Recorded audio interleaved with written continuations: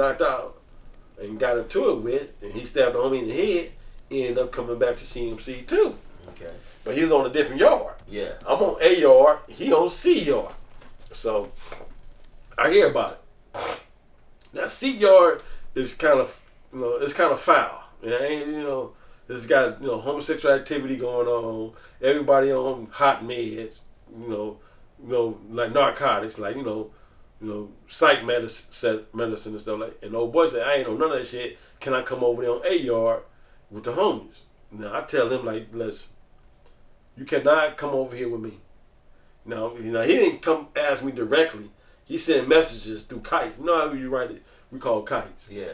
He wrote a kite to a homie like, hey, see his mayhem tripping, man. Can I come over there A yard? Because I don't like being over here on C yard with these dudes. I'm like, nah, he can't come over here with me. Because then I got to watch my back every time he around me. Yeah. Because me and him, we didn't squash the shit. We still got issues. Fuck that. You know what I'm saying? Even though I was taking all these groups and stuff, like, no, you can't fuck around. I can't be around this dude. Period. As long as he stays his ass over there, and I stay my ass over here, we good. Okay. So he accepted that.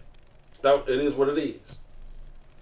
Then about like 90 days later, I'm in one of my self-help programs. I think it was in the youth offenders program.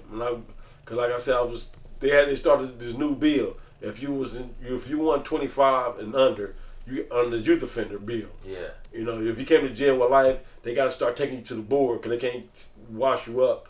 Because you're under 25. Your mind mentally, you ain't stable. It's whatever the case may be. So I was walking to the youth offender program, and he popped up. He was coming out his gate, and I was coming out my gate, and we meet up in the plaza. And I seen him. I'm like, what's up, man? Like, what's up? He like, man, he'll probably like, man, I don't want no problem with you, bro. I know we was young and shit. We both trying to go home. I like, yeah. I said, he was like, she same as me, 19, 18, we came to prison. I'm like, man, look, I'm trying to get my shit together. You trying to get your shit together? What's up, man? We good? Like, yeah, we good, bro. I ain't got no problem with you, bro. You like, all right. No violence and shit. Like, no, man. I'm trying to go home. I'm trying to go home, too. So we had an understanding right there. Yeah. We both trying to change our lives and trying to get the fuck out of prison, bro. Just going bumping heads, me and him bumping heads is not working for. Right. I mean, we just fucking up, killing time. Extending y'all stay. Exactly.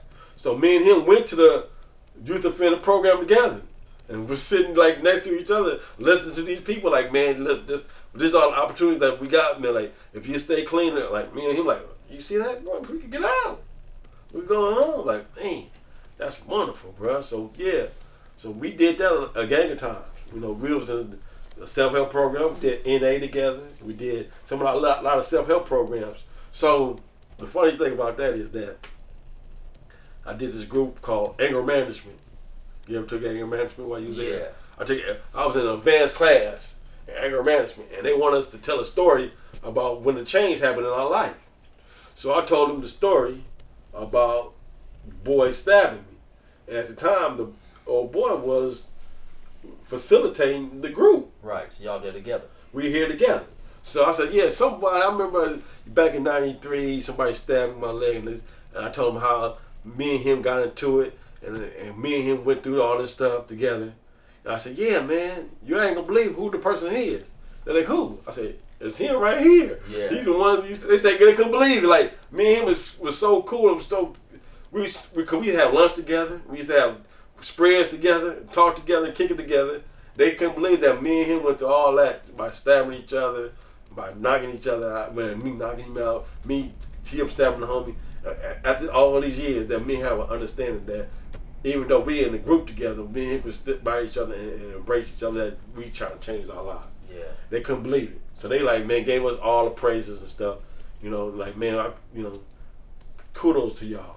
Cause it's amazing that they couldn't believe that at one time me and him was enemies. Right. But now it's me and him eating spreads and honey buns together at break time, drinking coffee, talking to each other on like normal shit.